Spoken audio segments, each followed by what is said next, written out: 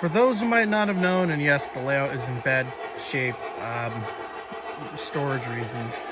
The R1 mountain actually failed on me right after Christmas, and this is her very first time running back after rebuild. It was mainly the smoke unit. You guys tell me, how do you think she runs?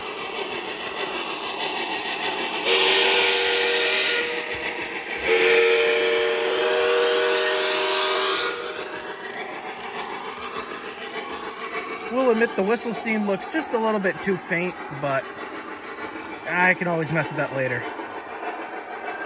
I gotta say, Lionel, you did a great job restoring my baby.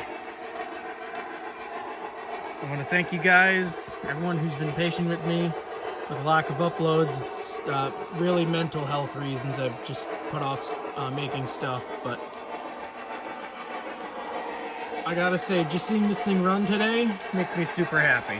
So, gonna want to thank you all. More content coming soon, I promise.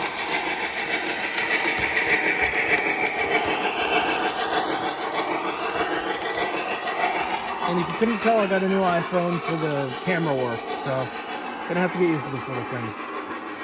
Alright, take care, guys.